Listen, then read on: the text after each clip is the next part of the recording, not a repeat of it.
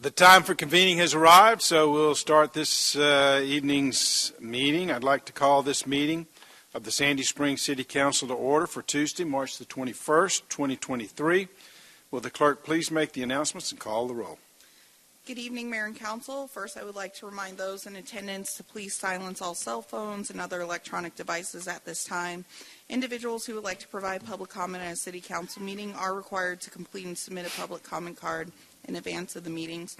Public comment cards are available online and at the chamber entrance. Those providing public comment may be allotted up to 3 minutes to speak on their chosen topic. As I call roll, please confirm your attendance. Mayor Rusty Paul. Present. Councilmember John Paulson. Councilmember Melody Kelly. Present. Councilmember Melissa Mueller. Here. Councilmember Jody Rochelle. Councilmember Tibby DiGiulio. Councilmember Andy Bauman.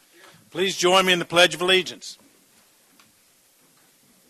I pledge allegiance to the flag of the United States of America and to the republic for which it stands, one nation, under God, indivisible, with liberty and justice for all.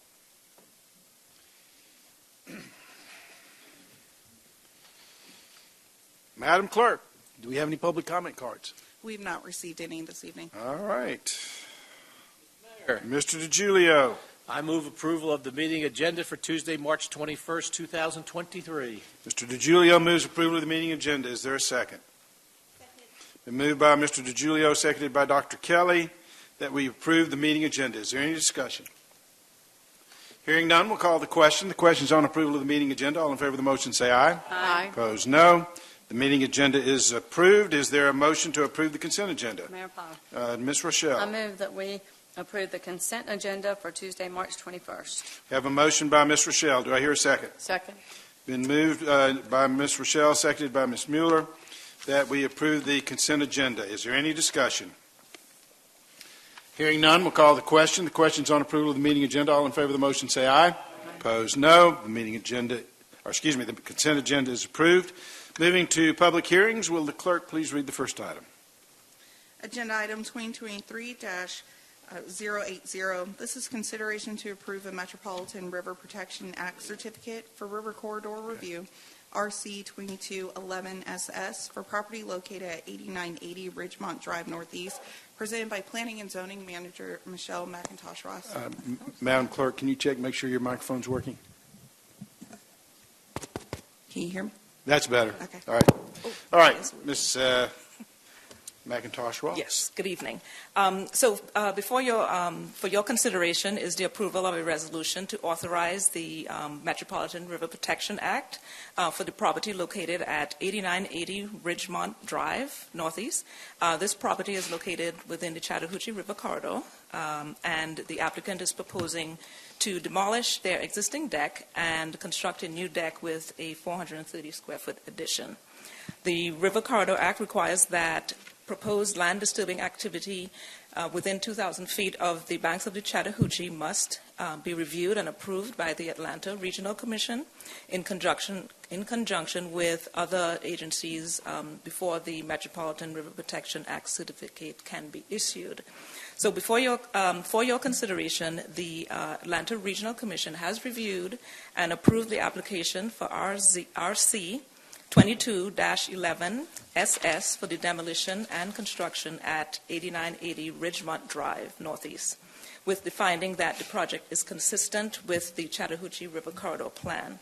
So given this determination, it is staff's recommendation to the Mayor and City Council to approve a resolution to authorize the Metropolitan River Protection Act certificate for this address, 8980 Ridgemont Drive. All right. Madam Clerk, have we received any public comment cards? We have not. All right, we'll close the public hearing. You've heard the report of the Planning and Zoning Manager. What's the desire of council? Mayor Paul, Dr. Kelly. I move approval of agenda item 2023-080, a Metropolitan River Protection Act certificate for River Corridor Review, RC 22-11SS, for property located at 8980 Ridgemont Drive. We have a motion by Dr. Kelly. Is there a second? Second. Been moved by Dr. Kelly, seconded by Ms. Mueller, that we approve agenda item 2023-080, approving a Metropolitan River Protection Act certificate for 8980 Ridgemont Drive. Is there any discussion? Hearing none, we'll call the question. The question is on agenda item 2023-080. The River Protection Certificate for 8980 Ridgemont Drive. All in favor of the motion, say aye. Aye. Opposed, no. Thank you. The item is approved. The clerk will please read the next item. Agenda item 2023-081. This is consideration to adopt the capital improvements element update presented by Community Development Director Ginger Soto. Ms. Sotal. Good evening, Mayor and City Council. To remain eligible for impact fees, a community must update its CIE, or Capital Improvements Element, annually. The CIE update consists of updated community work program and financial report. Staff work closely with the ARC and DCA to modify the local planning due date from October 31st to June 30th to follow the city's annual audit. Council held the required public hearing and approved the transmittal to ARC for review, and it is now before you for adoption. All right, you've heard the report of the Director of Community Development. Have we received any public comment cards? We have not. All right, we'll close the public hearing. What's the desire of council? Mayor Paul, Dr. Kelly. I move approval of agenda item 2023-081, adoption of the capital improvements element update. We have a motion by Dr. Kelly. Is there a second? It's moved by Dr. Kelly, seconded by Ms. Rochelle, that we approve agenda item 2023-081, adopting the capital improvement elements update. Any discussion? Mr. Paulson. Thank you. Thank you. So it really is just a change of the due date. There's no material changes in the program itself, right? That's correct. Okay. That's what I thought. Thank you. Any other discussion? I have a Hearing, question. Dr. Kelly. Is this available on our website, like to the public, or no? It's not a front-facing. After adoption, it will After be. adoption, Yes. it is. It has a. And where will it be located? Under the comprehensive plan page. Comprehensive plan. Okay, great. Thanks. But it is actually available in the agenda materials that course. the public Yeah. can get to now. Certainly. Yeah. Any other discussion? All right, hearing none, we'll call the question. The question's on agenda item 2023-081, adopting the capital improvements element update. All in favor of the motion, say aye. Aye. Opposed, no. The item is approved. The clerk will please read the next item. Agenda item 2023-082. This is ABL 99002. Consideration of approval of the alcoholic beverage license application for Norex SS LLC at 6690 Roswell Road, Suite 410, Sandy Springs, Georgia, 30328. Applicant is Blaise Nowak for consumption on the premises, wine, malt beverages, and distilled spirits, presented by Chief Financial Officer Tony Carlisle. Ms. Carlisle.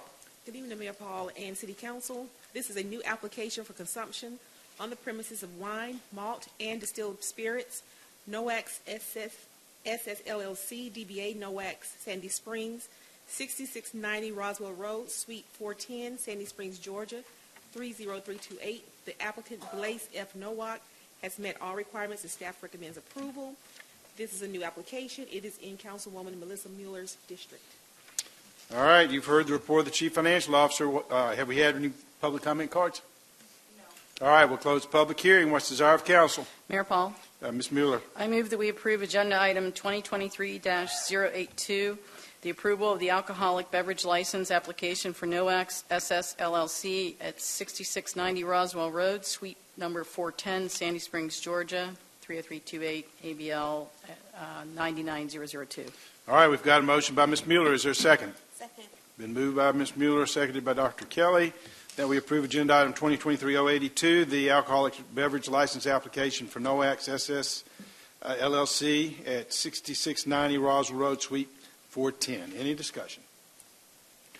Hearing none, we'll call the question. The question's on agenda item 2023-082, the approval of the alcoholic beverage license application for NOAX at 6690 Roswell Road, Suite 410. All in favor of the motion, say aye. Aye. Opposed, no. The item is approved. The clerk will please read the next item.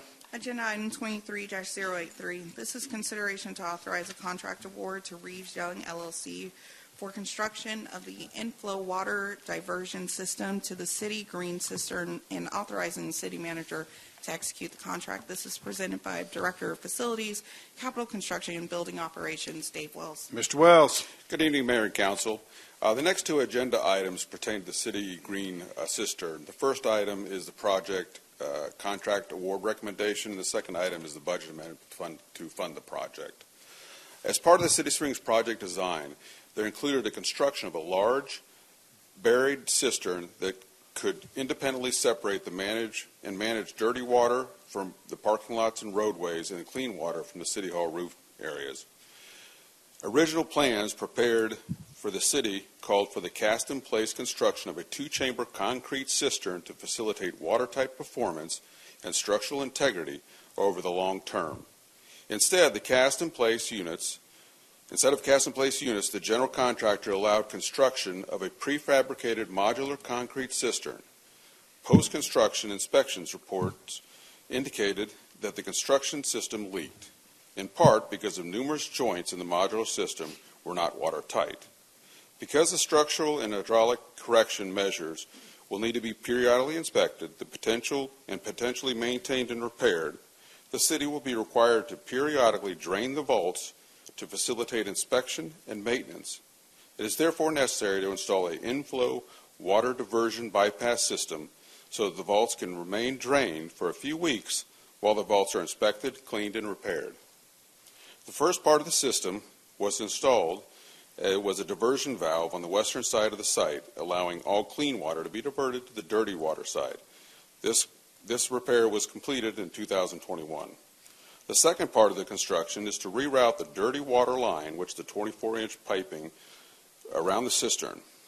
The original bypass design was to install the piping along the length of Mount Vernon Highway to tie into the existing stormwater system. In early 2022, this portion of the construction was bid out, and the low bid was $800,000.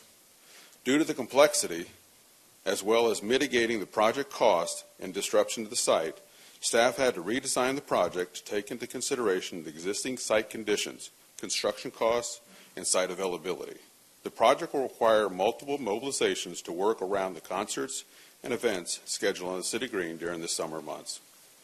To advance the project, staff requested that Reeves Young submit a bid to complete the project, since they are currently under contract to construct the Veterans Park project.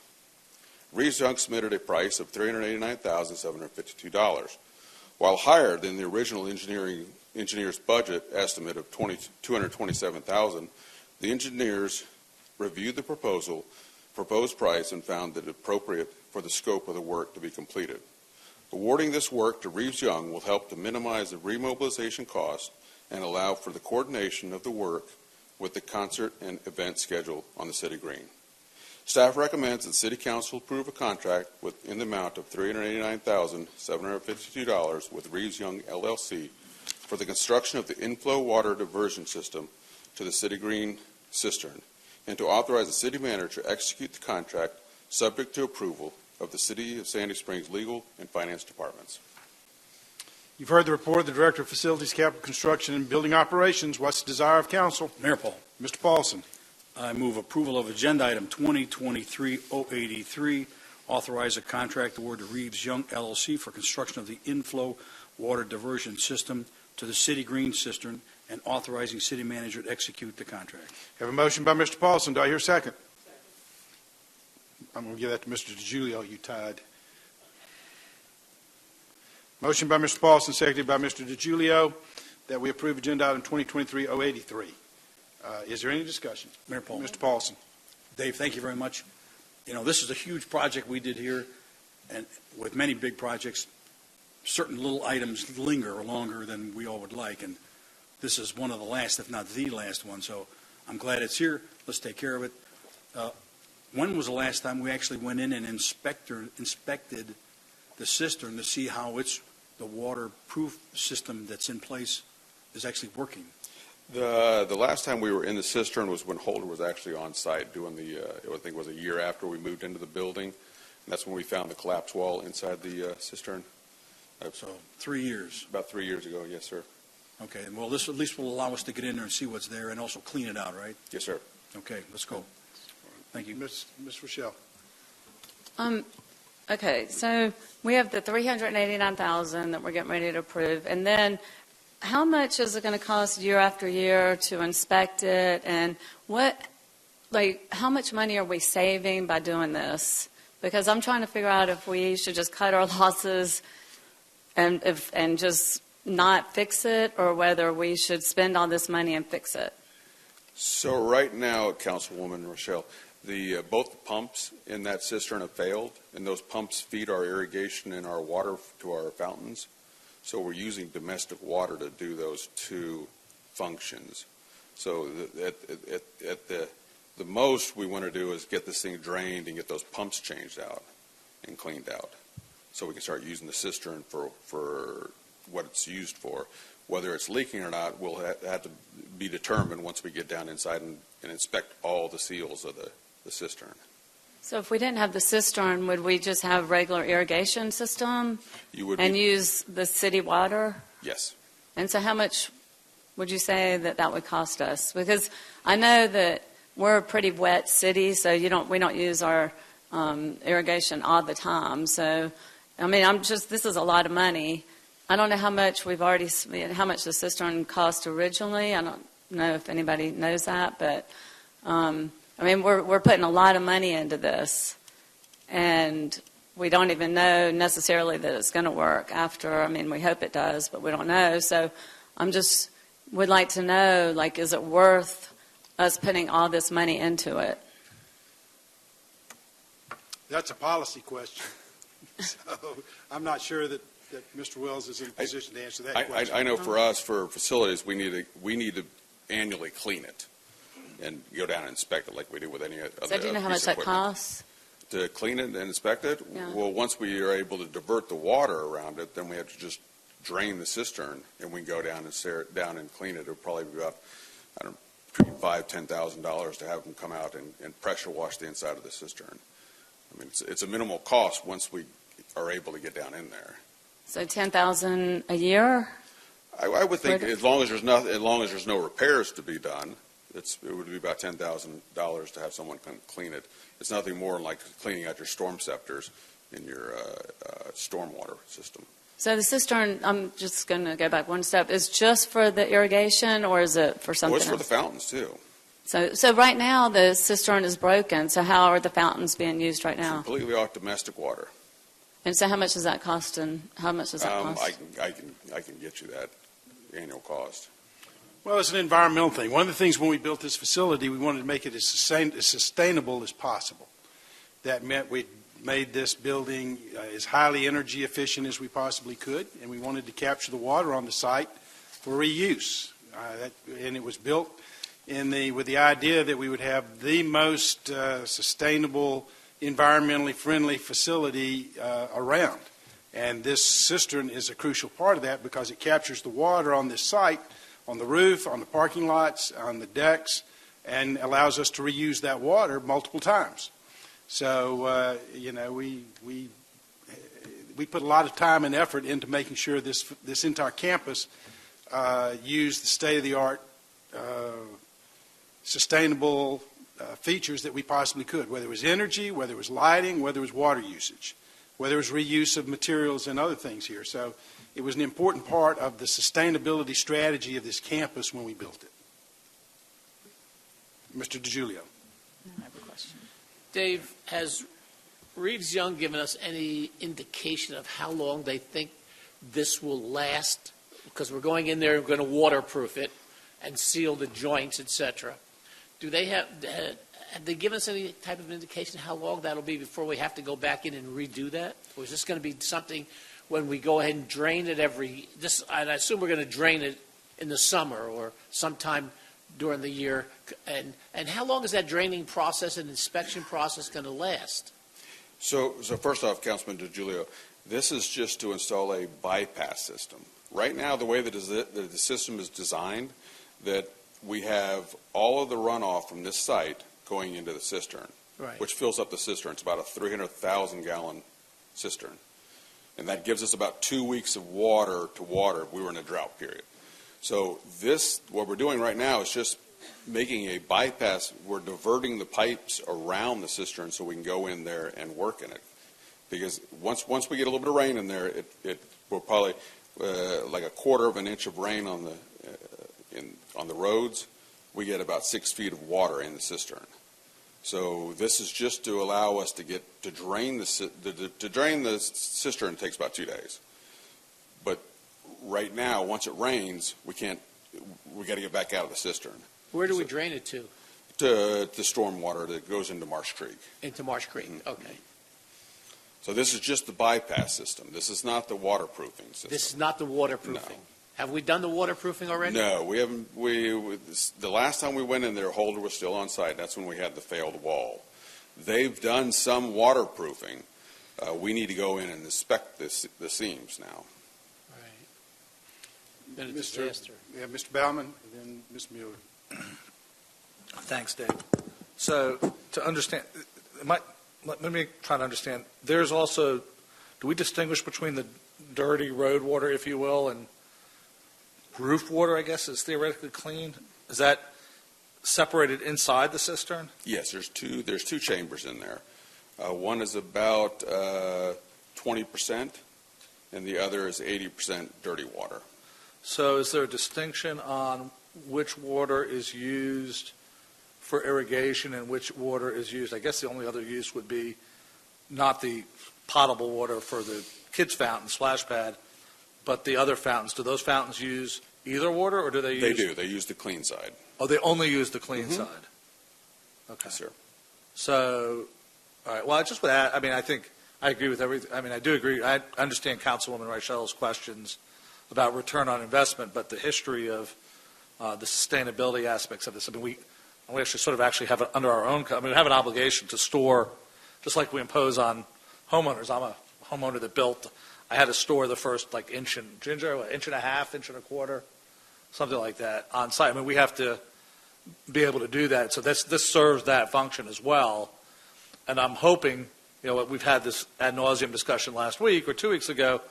Clearly, if we can reuse water for, the upwards of 1.5 million gallons a year for all of the fountains other than the splash pad on site, then it's actually a very good story to tell, right? I expressed concern, and others did, about, sustainable practices. So if we're in fact doing that, but what I hope we can do is, with this process, and to Tibby's point, we don't really know what we're going to have to spend once we're inside this thing, but I hope we do a really good job of tracking, and would request that we do everything we can to mark, what we've been using for water in these last few years, and then be able to demonstrate the reuse of water. Hopefully we would time the clean out in future years. Hopefully it wouldn't be every year. We'll have to see at when it's low. Otherwise, we're going to be wasting 300,000 gallons of water. Hopefully you do it when it's been utilized and it's dry and we come out. But this is a very complicated system going to a lot of different places. I don't even know how you're going to get the water across into the Triangle Park, but I think you said you're going to get it over there. But let's really continue to educate us and me and on how we're using this water, because I don't know that there really is an alternative. We have to deal with on-site water. I think we're required to, and then excess goes over to Marsh Creek.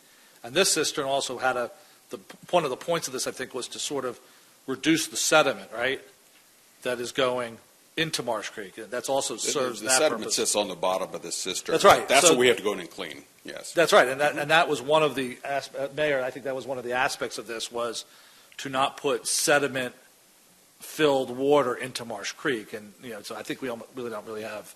Although I do understand those points, we don't have a lot of choice. So I guess the nutshell is, let's really try to track the water usage, so that when in 2 years we come back and say, hey, what was our water usage and what is our water usage now? 100% would be what you can maximize the utilization of the recycling. What percentage are we achieving? Hopefully we can demonstrate that. Mr. Lee. Mayor, Council, I thought I'd better chime in and remind you that there is a lawsuit pending dealing with most of the maladies of this cistern, up to and including the lack of direction to the customer, that be the city, of its use. But in the litigation that we've gone through and the litigation that remains, Dave's been kind of I start to say the point person, but he's gotten the brunt of all the trying to figure out what this thing is supposed to do and what it can do. it has a detention mechanism. It's there to retain water from the whole facility, not just the roof and the driveways, but it's there to capture that water and hold it before it gets to Marsh Creek. And the design was supposed to be to use it for two functions, as Dave said, the dirty water for irrigation and the cleanest water for the fountains. The question of the viability of it, even if it's finished, is a great question, and one that we have sought in trying to figure out what the damages of the city are because of the failure to design it properly. Been very hard to capture, but it is a really, really good question and should be determined by how much money you can save on the use of Atlanta water. And the city has been tracking that because we have put that forth in our damages against Rosser and its insurance carrier. The device that Dave is talking about that took us a while to find an expert that could design it and know that it would work is required for even the dirty side of these are my words, the dirty side of the cistern. So to the point of trying to decide whether or not lining it is cost worthy, I think is a debate that you will have to have or need to have once this device that Dave is before you tonight seeking approval of, after it is in. And that next phase of examination can be carried out after it's been drained. Ms. Mueller. So Dave, since we're going to be diverting water into the Marsh Creek, and it's not going to be in any kind of detention, do we have to do anything to prepare that for the increased flow? Well, when we're in the diversion phase, when we switch the valves over, it'll be in a dry time of the year. So we don't expect to have, we're not going to do it when we're expecting large torrential rains. So the amount of water going into Marsh Creek should be minimal. And we do have the facility down here that is bioswales that filter a lot of that out. So right now, the cistern, when it fills up, it overflows into Marsh Creek. So all we're doing is just bypassing the cistern because the cistern will fill up, and then it'll go into Marsh Creek. Yeah, but you're going to get that flow instead of the fill up and then the flow. You're just going to be getting that flow. I mean, well, these structures that we're installing, they're long pipes that will fill up, and go to the next level. So that there'll be some storage of water in those structures. So there's kind of like a catch basin type. Sort of like a catch basin. The engineers did their calculations to make for sure that we wouldn't overflow Marsh Creek. So. Okay. And then one more question. The original intent, I know we talked about the sustainability and the stormwater, but part of this was also to manage the stormwater, right? That's the whole purpose. So if the cistern were to go away, would we not have to find a different mechanism to manage the stormwater from the campus? Yes, Councilwoman. Dr. Kelly? Thank you for that, Councilwoman Mueller. So I just have one question. I want to make sure I understand this. So the reason that we are looking at this inflow water diversion system is because of the type of cistern we have, right? It's the modular cistern. Is that why we need the diversion Actually, mechanism? Dr. Kelly, it's because there was never a diversion system installed. So when they installed the cistern, there was no way to cut the water coming into the cistern off. Right. And if we had so for example, if we had had the type of cistern we thought we were getting, we wouldn't necessarily need the. That's not necessarily true. So we should have had a cast in place which would have made it watertight. Right. That's another issue. There's no way to divert them. If it was watertight, we probably wouldn't have to go do maintenance down there. Right. Right now, since it's not watertight, we do have to do maintenance down there, but we still should have a diversion. It should have been designed a diversion system. Okay. Well, and in fact, so just some of you who may not have been during the whole journey we've gone through, our complaint with Rosser is that it was improperly designed. And the failure to include this part in the design is part of our complaint about Rosser's failure to properly design and timely design this facility in a way. So that's the litigation, and we're expecting that we'll be reimbursed for a major part of this, if not all, after that litigation is concluded. Right. Mr. Paulson, do you have something? Just one final comment, Mayor. During the construction of this, and when we found the problems with it, there are 2 waterproofing contractors that went in and attempted to waterproof it. One of the questions is, how waterproof is it actually? And we've not been able to drain it to be able to see how effective that waterproofing is. So that unknown hopefully will get known once we have the ability to get in there, clean the silt out, and actually inspect it and determine how well it is holding the water. Because it could very well be holding a vast majority of the water, because they spend a lot of time and money doing the waterproofing of these joints and these seams. But how effective it is, we won't know until we get this part in place and we can drain it and look at it, right? That's correct. All right. One more, Mayor. All right. I just have one more question. So is there anything that we can do besides spending the $389,000 to know whether it's going to work or not? The diversion system? Yeah. I mean, the whole system. We can't get in there without this. We can't get in there without this. This is just for this is just for the diversion system, so we can get down inside and inspect it.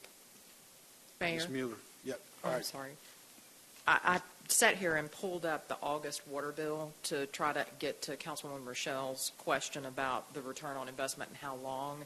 Obviously, we can pull the exact bills and tell you based on the last 3 years of paying water, but if you extrapolate based on the August 22 bill, which was $5,000, at 12 months, that's $60,000. That includes for the entire site, though, however. So factoring in the $389,000 for this cost, you're looking at roughly 6.5 years to pay back the cost. And considering the fact that there will be water rate increases from Atlanta Water, that's likely to be a shorter return period. Ms. Mueller. And so, Dave, this is, as we move forward, once we get in there, can we ask the consultants to see if we can have some sort of a measurement? I don't know, is there kind of optics, cameras? I don't know what the technology is, but so we don't have to keep draining it and going in and looking at it, that we can do something on a little bit more automated and basis? Well, we actually want to go in every year and inspect it. I understood, but it sounds like a lot of this is because it's kind of like this sealed thing we can't get in, but are there other health mechanisms monitoring that we could have inside to help with the management and reduce the ongoing cost? Well, something to think about. You don't have to answer that now. Okay. Yes. I think we need to ask that question. Okay. Oh, I have one more question. Sorry. The $6,000. Hold on just a second. I got it. Before you can speak again, I got to find it. Does anybody else? All right, go ahead. The $6,000 a month or $60,000 a year, are we not going to have to use any city water once this is fixed? We will still have to use it for the restrooms, but not for the fountains and the irrigation. That is the plan. Thank you. All right. We're going to call the question. The question's on agenda item 2023-083, authorizing a contract award to Reeves Young for construction of the inflow water diversion system to the city green cistern, and authorizing the city manager to execute the contract. All in favor of the motion say aye. Aye. Opposed, no. The item is approved. The clerk will please read the next item. Agenda item 2023-84. This is consideration to authorize an amendment to the City of Sandy Springs FY23 budget to transfer between funds for the F2102 cistern improvement projects, also presented by Director of Facilities, Capital Construction, and Building Operation, Dave Wells. Mr. Wells. Mayor and Council, this is a budget amendment request in the amount of $380,000. Currently in F2102 for this project, we have available funds of $62,492.86. The revised task requires $389,742 to complete the project, leaving the project a small contingency. Staff recommends the City Council approve the attached ordinance authorizing the amendment to reallocate $380,000 in funding previously allocated to project CC010 Sandy Springs Circle to the project F2102, the cistern improvements. You've heard the report of the Director of Facilities, Capital Construction, and Building Operations. What's the desire of council? Mayor Paul. Mr. Paulson. I move approval of agenda item 2023-84, authorizing an amendment to the City of Sandy Springs fiscal 23 budget to transfer between funds for the cistern improvement project we just talked about. Motion by Mr. Paulson. Do I hear a second? Been moved by Mr. Paulson, seconded by Mr. DiGiulio. that we approve agenda item 2023-084, authorizing an amendment to the City of Sandy Springs FY23 budget, transferring funds for the F2102 Cistern Improvement Project. Any discussion? Hearing none, we'll call the question. The question is on the budget amendment. All in favor of the motion, say aye. Aye. Opposed, no. The item is approved. The clerk will please read the next item. Agenda item 2023-085. This is consideration to approve a contract award to Kimley Horn to conduct the Powers Ferry multimodal circulation study, presented by Public Works Director Marty Martin. Mr. Martin.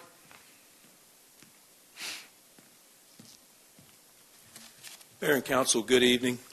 Tonight I bring to you a contract award recommendation to perform the Powers Ferry multimodal circulation study to Kimley Horn and Associates in the amount of $199,377.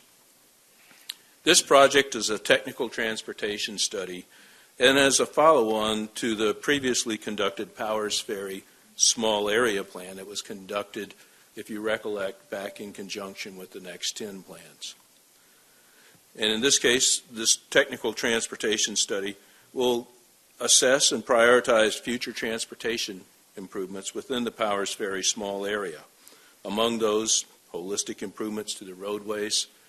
As you're aware, there are one-way systems within, one-way pairs within the Powers Ferry area now, study possibly going to two-way roadway systems there, as well as pedestrian, bicycle, transit, and other vehicular travel.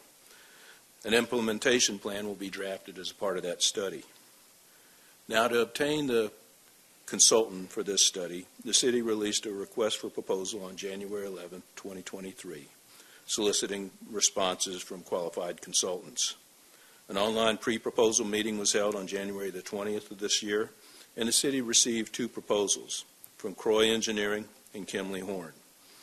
Those proposals were evaluated by an evaluation committee of 5 staff members, among them Kristen Westcott, Caitlin Schenkel, David Lowe of Public Works, Dan Coffer with Communications, and John Amsbury with Community Development. The results of those scores, or those scoring criteria, put it that way, project understanding and approach, schedule, project personnel, similar experience, and the cost proposal itself were evaluated by the committee.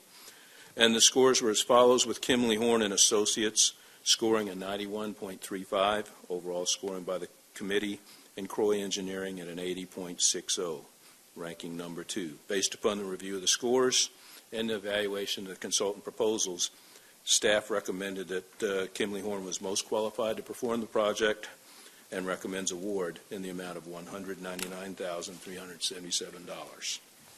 You've heard the report of the Public Works Director. What's the desire of council? Mayor Paul. Mr. Bauman. Bauman, yes, thank you. I move adoption of agenda item 2023-085, request to approve contract to Kimley Horn for a Powers Ferry multimodal circulation study. We have a motion by Mr. Bauman. Do I hear a second? Been moved by Mr. Bauman, seconded by Ms. Rochelle, that we approve agenda item 2023-085, a contract award to Kimley Horn to conduct the Powers Ferry multimodal circulation study. That's something that desperately needs to be done. I can't tell you how many times I've gone downhill one way only to see somebody come off 285 back at me on that one-way direction. And it is so confusing to people who aren't experienced in that area. So we definitely need to look at that area. It's amazing to me we haven't had more major crashes and fatalities in there, because people do, coming off of 285, get confused and go the wrong way many, many times. So Good segue. Can I comment? Yes, go ahead. Thank you. No, that's a great segue. And although a study won't tell us what the problem is there, hopefully there'll be some solutions. This is something that predates the city. Yes, sir. It goes back to Brian Poole's days at the Department of Transportation and my friend Ted Sandler and others. So just take a step back. You know, we get presented, let's use this as an opportunity to refresh. We see a lot of studies here, right? 200,000 for this, 180,000 for that. Can you just tell us what goes into, what's going to go into this study? Is it so we have an expectation? And then I have a couple short follow-up questions. If I could ask, Kristen Westcott's in the room tonight, and Kristen has contemplated in far greater detail than I have the elements. Yeah, what do we study. get for $200,000? Kristen, if you could, please, ma'am. It's the product. Good evening, Mayor and Council. Councilman Baumann, on a planning study, we really want to take what we had recommended before in the small area plan, get existing data, and really dig down deeper into both the traffic patterns, the crashes, and a lot of elements that weren't previously investigated during that initial plan. One of the recommendations in the small area plan was to look at that one-way pairing and to see and actually do that traffic operations study to see if we could change those operations.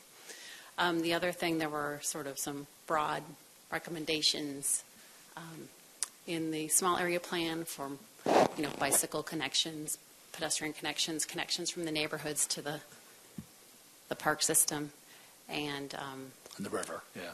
Mm-hmm.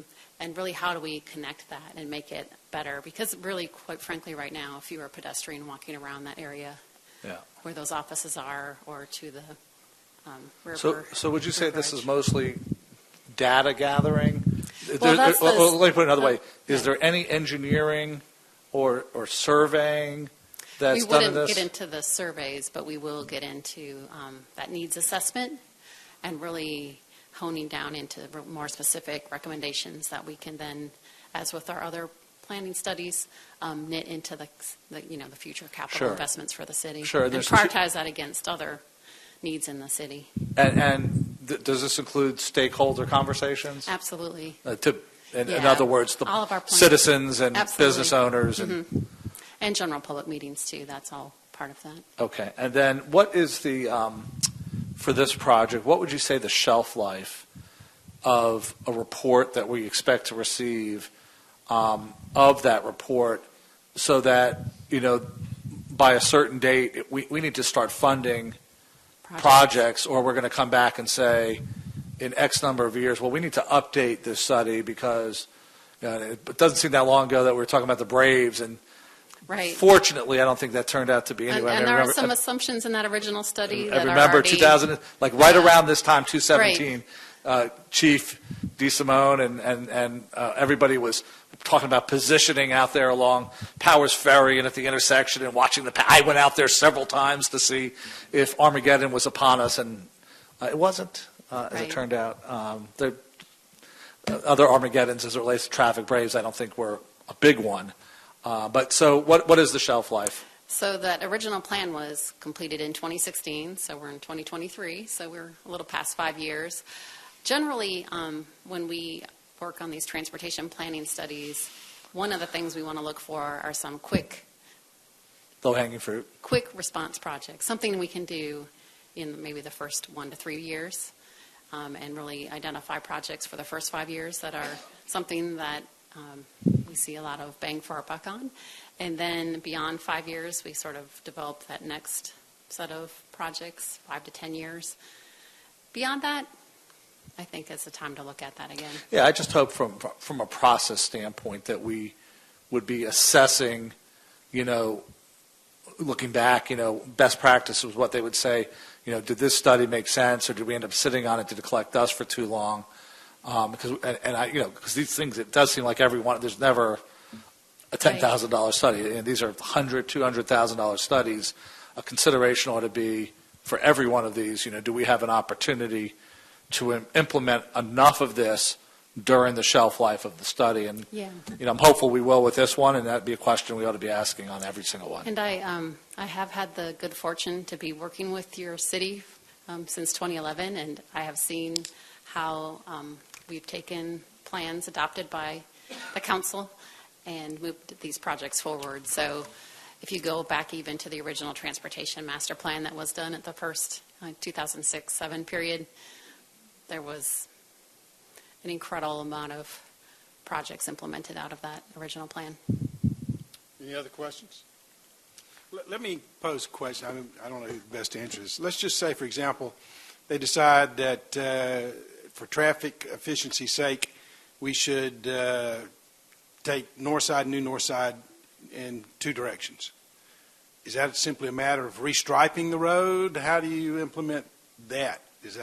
Well, that will be something to work through with our engineering and planning consultants to see how that phased approach would happen if that ends up being the ultimate recommendation.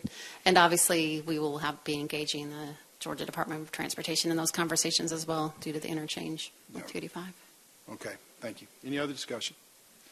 Hearing none, we'll call the question. The question's on agenda item 2023-085, approving a contract award to Kimley Horn to conduct the Powers Ferry multimodal circulation study. All in favor of the motion, say aye. Opposed, no. The item is approved. The clerk will please read the next item. Agenda item 2023-86. This is consideration to accept an agreement to purchase B Simple right-of-way and temporary construction easement on property located at 339 Johnson's Ferry Road in Land Lot 71 of the 17th District, City of Sandy Springs. That's tax ID number 170071. 000010288, and this is for the TS 191 Johnson's Ferry Road, Mount Vernon Highway at Roswell Road Intersections Improvements Project. Presented by Public Works Director Marty Martin. Mr. Martin. Mayor and Council, as stated in the title, in furtherance of Project TS 191, Johnson Ferry Road, Mount Vernon Highway at Roswell Road Intersection Improvements, this property acquisition at 339 Johnson Ferry Road is required to construct the project. In this case, the acquisition of some 2,651 square feet of fee simple right-of-way and another 4,015 square feet of temporary construction easement on the subject property. The city's appraised fair market value for those acquisitions was some $283,100. The property owner was able to establish with city staff an amicable agreement in the amount of $303,000 for the purchase of the fee simple right-of-way and the temporary construction easement. The property owner provided as justification evidence of recent sales that further bolstered their proposal or contention for the additional monies offered. With that, staff recommends acquisition of the property at 339 Johnson Ferry Road in the amount of $303,000. You've heard the report of the Public Works Director. What's the desire of council? Mayor Paul. Ms. Mueller. I move that we approve agenda item 2023-086, the acceptance of an agreement to purchase fee simple right-of-way and temporary construction easement on property located at 339 Johnson Ferry Road in Land Lot 71 of the 17th District of City of Sandy Springs, tax ID number 17-0071-0001-028-8, TS 191 Johnson Ferry Mount Vernon Highway at Roswell Road Intersection Improvements Project. Motion by Ms. Mueller. Is there a second? Second. Been moved by Ms. Mueller, seconded by Dr. Kelly, that we approve agenda item 2023-086 to accept agreement to purchase fee simple right-of-way at 339 Johnson Ferry Road. Any discussion?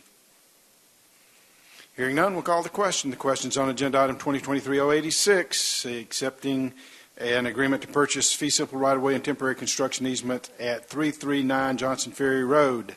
All in favor of the motion, say aye. Aye. Opposed, no. The item is approved. The clerk will please read the next item as a matter of information for the council. This is an item that was pulled from the February 21st meeting from the consent agenda and is on the action calendar for today. The clerk will please read the item. This is agenda item 2023-052. Consideration to accept an agreement to donate real estate on property located at 6785 Brandon Mill Road Northeast in Land Lot 87 of the 17th District, City of Sandy Springs. That's tax ID 17-0087 00060152. This is for the TS 172 Brandon Mill Road sidewalks. That's Lost Forest Drive to Brandon Ridge project. Presented by Public Works Director Marty Martin. Mr. Martin. Mayor and Council, in the interest of pursuing and advancing TS 172 Brandon Mill Road Sidewalks project, some 214 square feet of temporary construction easement is required on the property, in this case 6785 Brandon Mill Road, to construct the sidewalk project. The property owner has agreed to donate the property with the interest from the city of compensation of some $250 to properly restore the easement area after the sidewalk project is constructed. With that, staff recommends acceptance of this donation and the $250 consideration for restoration of the easement area post-construction. Price of real estate in Sandy Springs coming down. That's great. Yes, sir. You've heard the report of the Public Works Director. What's the desire of council? Mayor Paul. Ms. Mueller. I move that we approve agenda item 2023-053, 20-52 to accept an agreement to donate real estate on property located at 6785 Brandon Mill Road Northeast in Land Lot 87 of the 17th District, City of Sandy Springs, tax ID 17-0087-0006-015-2, TS 192 Brandon Mills Sidewalk Project, Lost Forest Drive to Brandon Ridge Project. Motion by Ms. Mueller. Do I hear a second? Second. Been moved by Ms. Mueller, seconded by Dr. Kelly, that we approve agenda item 2023-052, accepting an agreement to donate real estate on property located at 6785 Brandon Mill Road Northeast. Any discussion? Ms. Dr. Kelly. Thank you, Marty. I just want to get an understanding about why we're hearing this specific item. It just seems it's $250. I was just wondering. Dr. Kelly, I believe the rationale was that since the item was pulled from the previous consent agenda, it has to be on that. And the reason for that was that the agreement at the time had, upon a second or third review, had been determined to be improperly executed. So, and unfortunately, we couldn't get a properly executed agreement in time for that previous meeting. So we bring it back to you on regular agenda tonight. Okay, thank you. Any other discussion? Hearing none, we'll call the question. The question's on agenda item 2023-052, acceptance of an agreement to donate real estate property located at 6785 Brandon Mill Road. All in favor of the motion say aye. Aye. Opposed, no. The item is approved. We're going to reports. The legislature's still in session. They've got 3 more days. Tomorrow is a committee day, the day Thursday. In Monday, off Tuesday, and they finish up sine die on Wednesday. There's a lot of legislation still pending, a number of which affect us. There's a de-annexation bill. There's a bill on investment standards for local government, none of which allow foreign investments. So I understand. It doesn't seem to do a lot of different things. It's just more of nuance changes. The truck weights bill is still alive, which means we could have very heavy trucks going up and down Roswell Road, Hammond Drive, Abernathy, Mount Vernon, since they're not allowed on 285 or 400 under federal rules. If the legislature approves an increase in truck weights to 88,000 pounds per axle, then we could have some large trucks with a lot of heavy weight moving through our city streets. We've been working with the Georgia Municipal Association, Georgia Department of Transportation, Associated County Commissioners of Georgia to try and defeat the bill, but it passed the House very narrowly, but it's still alive and still moving. So there's several bills down there that still have an impact. Sadly, last night, it looks like, unless we can find a vehicle, the anti-Semitism bill was maimed pretty badly by the Senate Judiciary Committee, which was tragic. Made it basically, I don't think the author of the amendment intended to do what he did, but the damage was done. So we're looking to see what can be done there to try and resurrect, I thought, something that would be a very, very important piece of legislation for this community.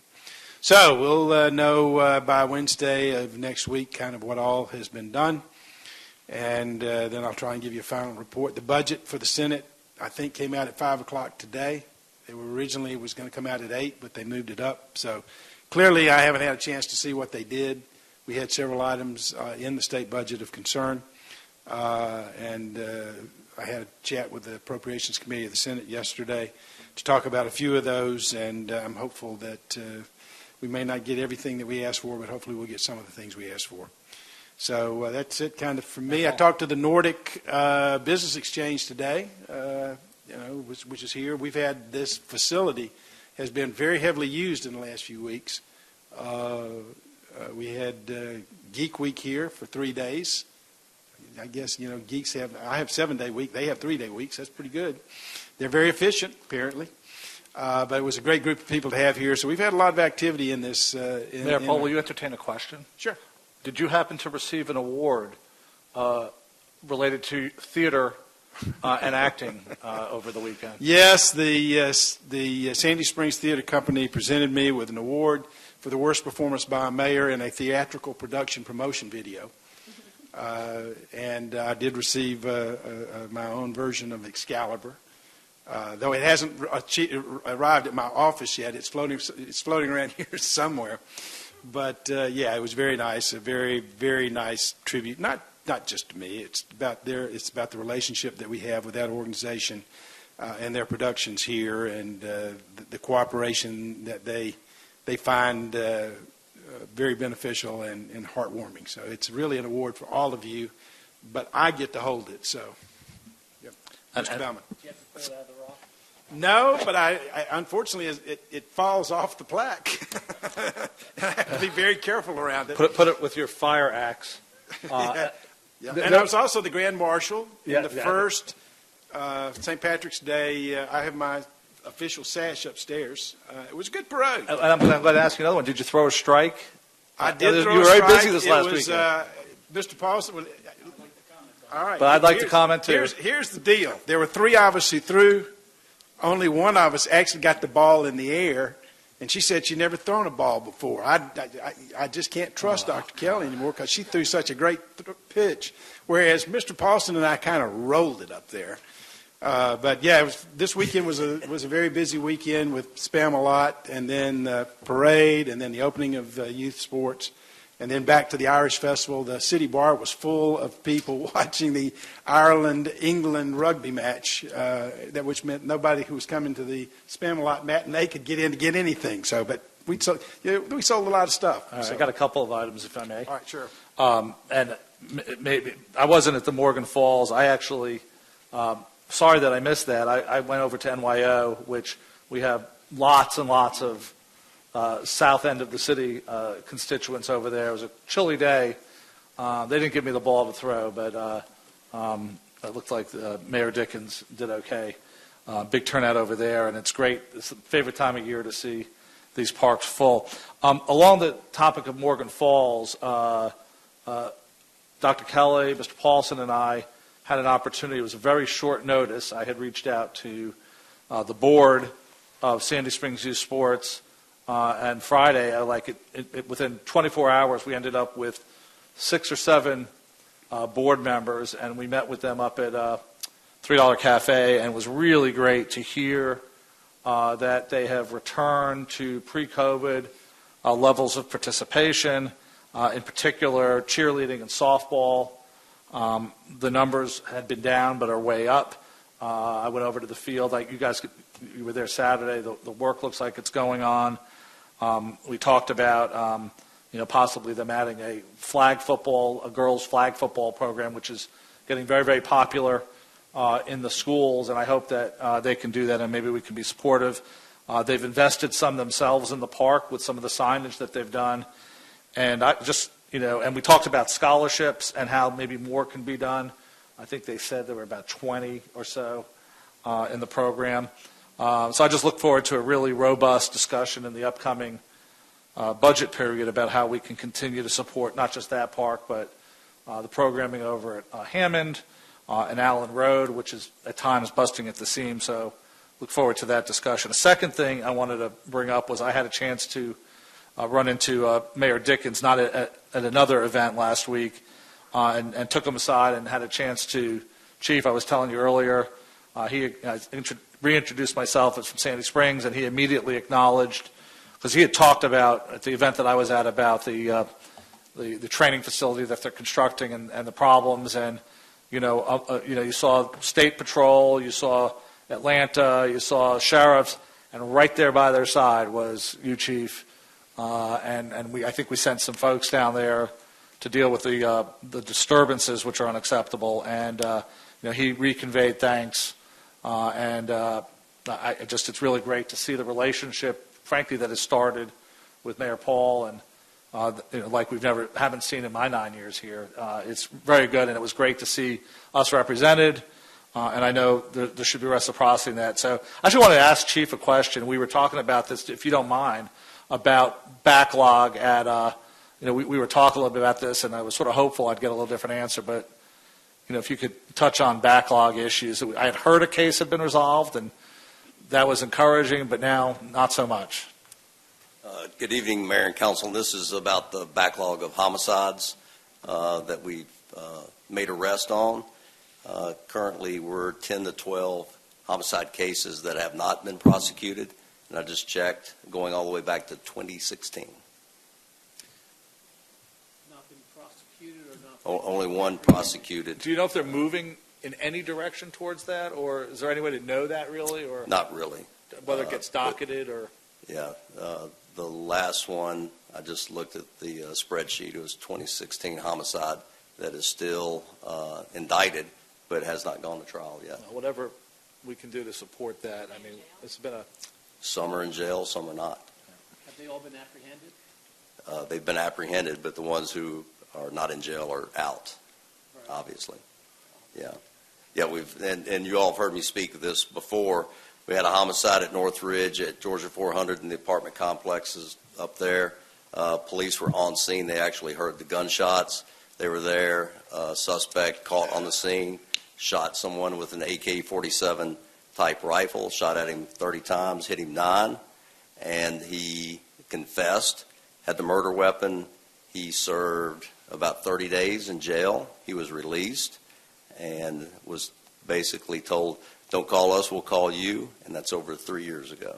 We have no idea where he is, and nobody's looking for him because he has no set court date. Well, Mayor, we had conversation. We were having some conversation about this last summer, as I recall. Remember the meeting in the office, and if there's, not tonight, but I just hope this body, if there's anything we can do, to leverage our impact in this Fulton County, whatever resources, political, monetary, to literally make a measurable difference.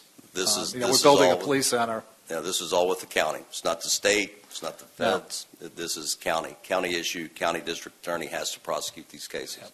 We can't do it.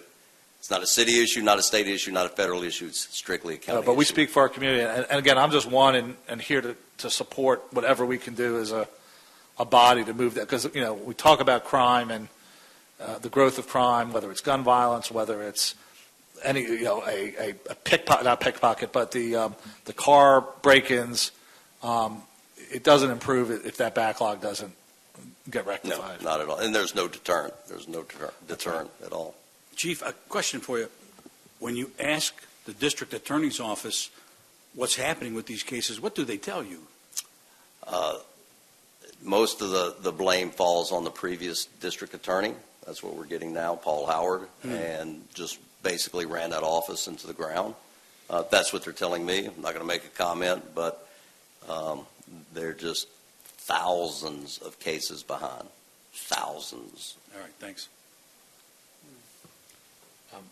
Thank you, Chief. But Russ, Mayor, obviously, follow your leadership. I had one other item, but I probably can wait, because are we going to get a report from Tony? I was going to ask about cash management, and I'll hold off on that. Thank you, Chief. Thank you, Mayor. Mayor Paul, if I may. Yep. Back to the Morgan Falls, a couple of points. I only bounced it once, good at getting in the home plate, okay? I don't know how many bounces you had, and Dr. Kelly did get it there on the fly, so I give her a lot of credit. What if it doesn't bounce? It just rolls. Well, that's called bowling. By the way, Need a younger counsel. is Michael still here? Well, I will tell you, the park looks fantastic. The infields on the lower level have all been done with AstroTurf. They look good. The shade structures are in. This group is also ecstatic about the cooperation, the things were happening. So it is a very positive day. Yeah. Their head count is up, as Councilman Baumann said. They're not at capacity yet, but we talked a little bit about that at lunch. And there's only so much they can do. Otherwise, then the field's just jammed in, from noon till from night to dawn to dusk. But anyway, I was ecstatic. I've been going to that ballpark since the 90s. It's the best I've ever seen that park. So fantastic, and kudos to staff for executing this and making it look as good as it looked. Yeah, there was a lot of very positive things said about our park staff and the condition of the fields. So, anybody else? All right, let's move to staff reports. Ms. Carlisle. Good evening again. The review of the January 2023 unaudited financials is as follows. We're at 58.33% of the fiscal year. Revenues are at 79%, and expenditures are at 49.60% of the annual budget. The major receipts which increased revenues from December to January are about $1 million received in property taxes, $3 million in local option sales taxes. Overall, these category total taxes increased by $6.7 million from December. The expenditures for each department continue to trend as expected. We're starting to see the subscription activities renewed and travel increasing as we approach the end of this fiscal year. This concludes the review of the January 2023 financials. I did want to bring up the collateralization information that came out to you guys today. Hopefully everyone had an opportunity to read it. Just want to share that we have spent quite a bit of time with Becker O'Shaughnessy. He's our banker with Truist, and he took the time today to kind of put all that information together that we sent to you. The information summarizes the official code 45812, where it states Georgia law requires banks to collateralize the deposits of public bodies. So one of the reports in your packet shows that Truist is collateralized by $5.8 billion. So anything over $250,000 in our accounts, and we have a number of accounts with Truist, is collateralized. We have $111 million that Truist has collateralized so that we don't lose any of our funds. What percentage of I didn't hear your question. What is the percentage of collateralization that they must maintain against that? Is it 110%? Yeah. It is. Yeah, so Mayor, can I jump in? Sure. So thank you. I think this is sort of in a vacuum. I mean, I think everybody knows about the problem with Silicon Valley Bank and Signature and the mess that presented itself about 2 weeks ago. And so our constituents know that, over the weekend, we were in touch with you and with Eden, asking questions about our investment management policy, about deposits, because it's a little bit confusing and almost startling at first. Everybody knows about the $250,000 deposit insurance coverage, but as a public entity, I think what we're being informed, what you're saying to us is, well, first of all, I think you reported that of our 110 or 14 million, well over 100 million sits in accounts that are above $250,000. It's because we have a ton of accounts at Truist, which is, I don't know if it's quite a tier 1 bank, but it is I don't know if is it a tier 1? Seventh largest bank, so I would. Yeah, but it was okay. Well, there is a lot of stress testing and regulatory oversight. But I do have a question. So I think what the answers for public deposits under Georgia law, which I didn't know about, appreciate you telling us that there is this obligation of effectively securing our money with these pools. And I don't think we're direct. What I read, my understanding is we were part of the pool. That's correct. And the 110% of whatever their deposits are have to be collateralized with 100. So if your value is $1 million, they have to have security pledged to that to secure it of $1,100,000 or more. It's net of the FDIC 250. Right, but that's right. But if there's $1 million of uninsured money, then there needs to be 110%. The tricky part of that is that this was a massive dislocation in the market. And Dan, hopefully you'll listen to this too. This was a massive dislocation in the market for really esoteric reasons, and Tibby would understand better than all of us probably about held to maturity securities that because of the really rapid rise of rates, because these banks, for whatever reason, mismanagement, failure to risk manage probably, their holdings dropped a lot more than 10%. There was a lot of other reasons for this, but as a fiduciary body, I do want to make sure, Dan, Ed, and Tony, that even if we're talking about theoretical risk, right?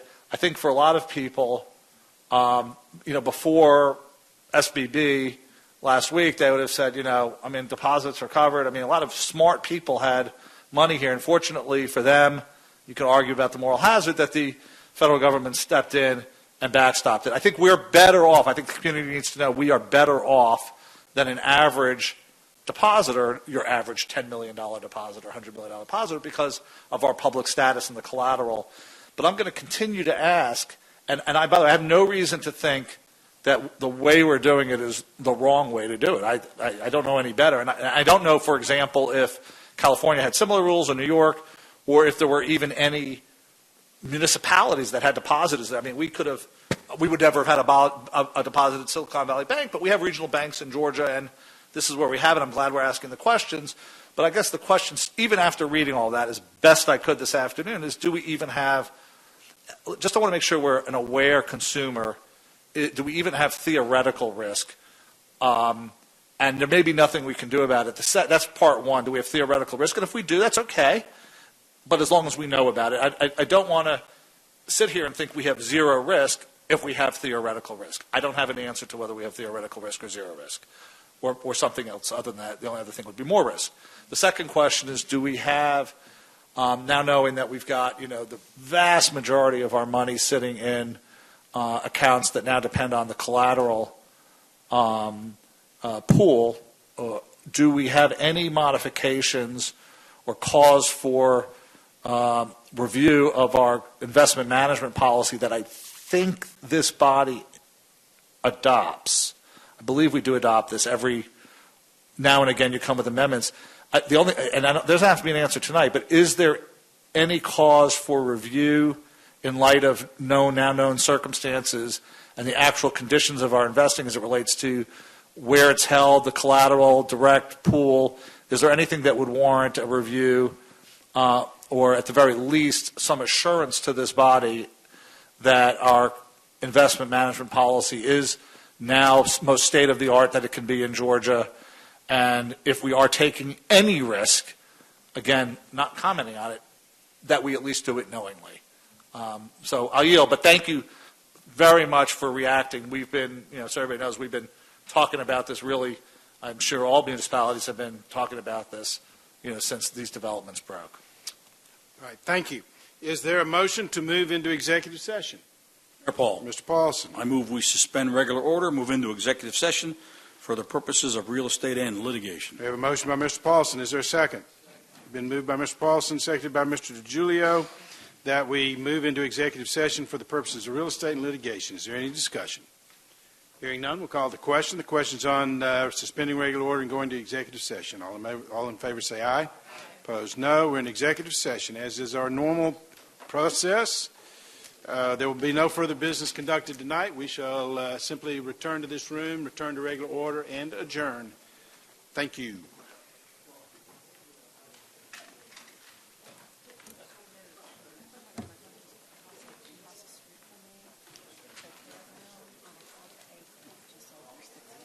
Jeez.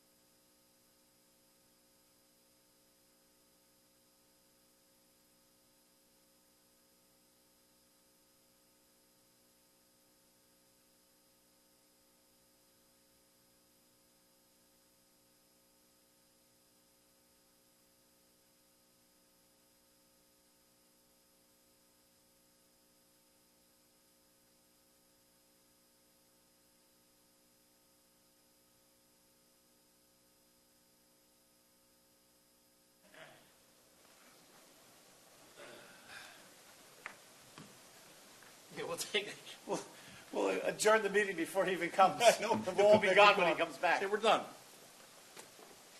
But we don't have enough people. Not yet. I think everybody's got to go. We'd have to install John in the chair.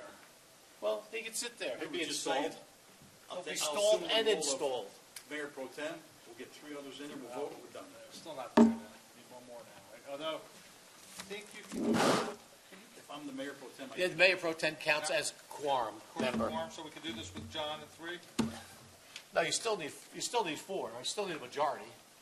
Oh, well, Yeah, John John plus 3, well, now we have enough. So Yeah. Let's wait. Mr. Mayor Pro Tem! He hasn't been designated as the chair. I know. Oh, yeah. We're just having. I'd like the record to reflect that Jody Reichel is not present for the vote. That's right. She went home after executive session.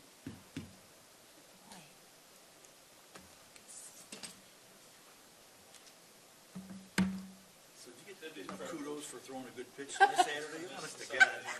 You got that right. John gets the. Well, you set the bar really low. I know. Well, thanks. That's right. I Well, feel better now. I'm not only the oldest, I'm the Mr. Mayor. tenured. I move that we close out executive session and move back to regular order. Mr. Paulson moves the return to regular order. Is there a second? Yes, second.